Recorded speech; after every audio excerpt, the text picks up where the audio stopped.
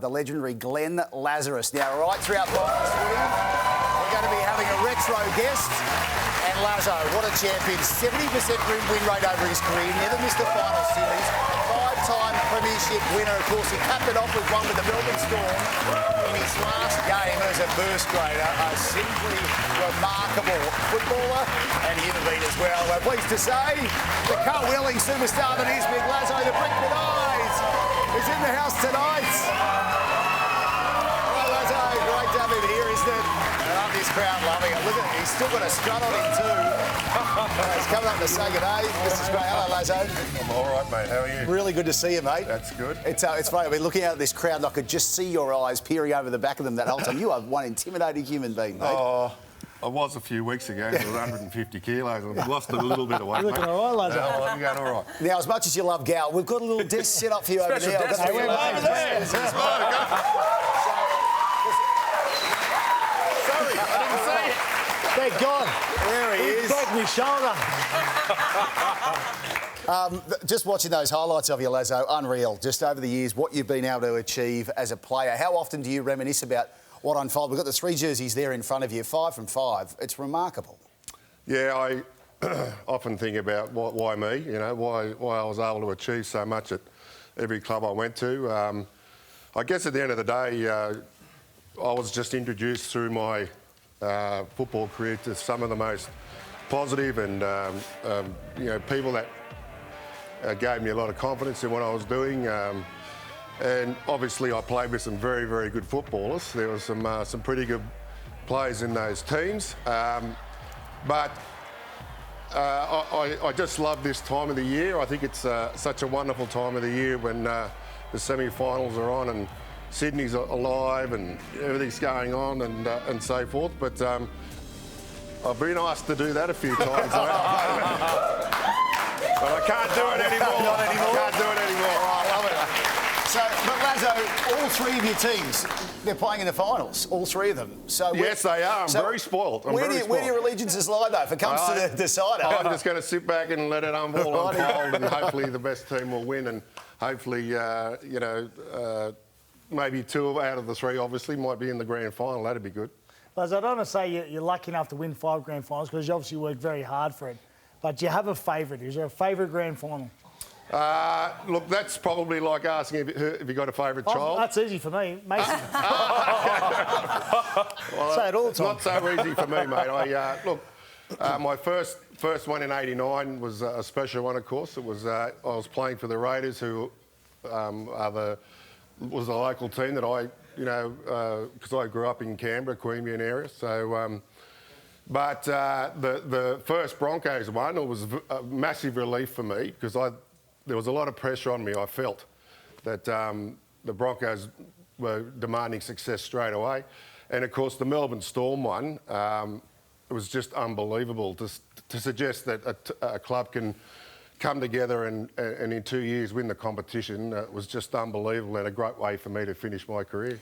Lazo, success, it just followed you wherever you went. But do you draw any similarities between the 3 clubs that you were part of? Absolutely, mate. Absolutely. I think what I think was the same was the front office, the coaches, and the talent and the players. And they all wanted to win grand finals. They all wanted to be successful. There was no one that would go off and want to try and benefit himself. It was a club effort.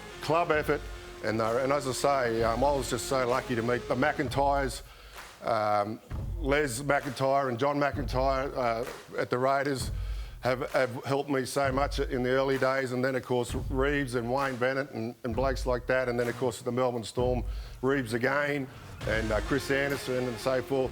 Just all winners and you know, knew how to win, and there was no doubt that every one of those 3 clubs, they just wanted to win, and unfortunately for me, they did.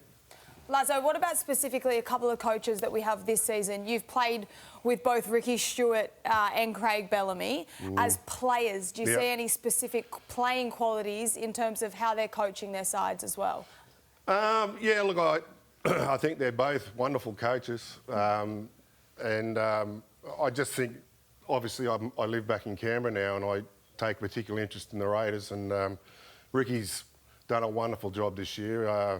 I know he was very hurt by the comments made before the season started about them winning the wooden spoon and things like that. He ran with that, and he's used it. And when I heard that, I thought about my Melbourne time, because we were touted as winning the wooden spoon in our first and in our second years. But of course, people don't realise what's going on within a club, you know. And at the Melbourne club, we created a winning culture very quickly through some stuff that we did and spoke about. And there's always been a winning culture at the Raiders, particularly under Ricky Stewart. He's the one guy. He's the one that hates losing the most that I've ever seen. He just takes it so personally, I know he works really, really hard with the team, and he's got them. There's a really good vibe around the Raiders at the moment in Canberra. The green sausages are out too, boys, if you feel like you want a green sausage.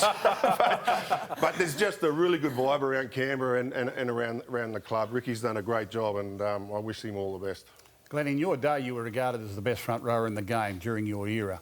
When we talk about the greatest front rowers of all time, your name always gets a mention amongst some other great ones. In the modern day game, who are the front rowers that you really like watching play? I'd really like to play alongside Payne Haas. Mariotta from Penrith I really like. I think he's a really nice...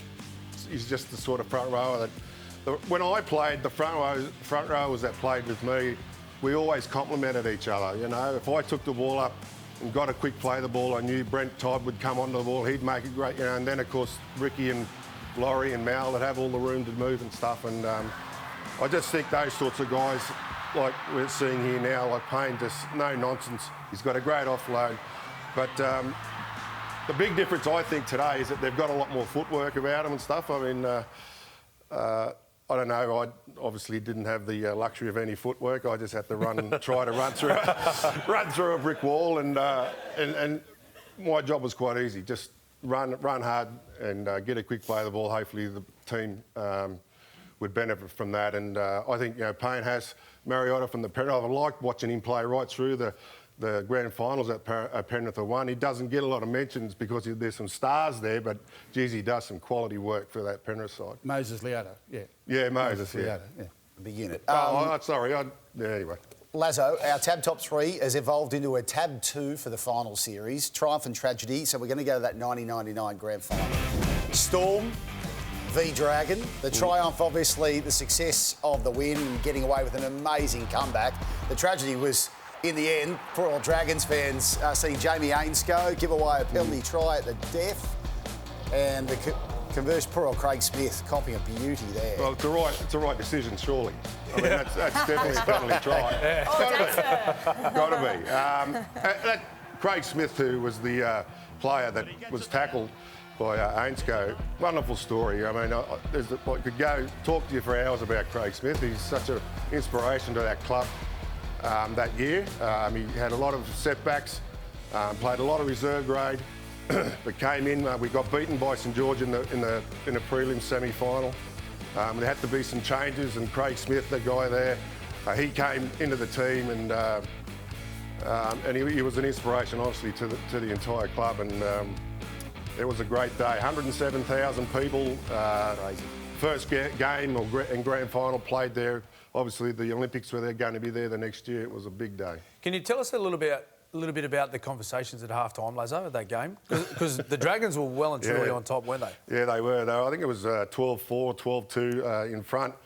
We were really disappointed because the correlation between 89 and 99 was really similar. You know, we were down by a heap against Balmain as well in 89. But in 99, we felt we were playing okay. We weren't sort of and so forth. So we changed a bit of we changed the way we did our marker defence, because Anthony Mundine, of course, he used to run rings around us. I don't know why. We could never beat St George, and Anthony would have a wonderful game against us. So we changed a few things. Instead of our rushing up defence, we hung back and just waited and let him make the decisions rather than making them for him.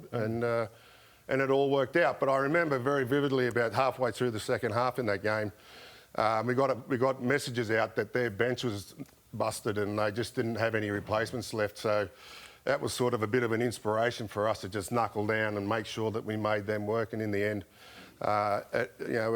what happened. Just pure disbelief in the fact that we were able to win it in just 2 years.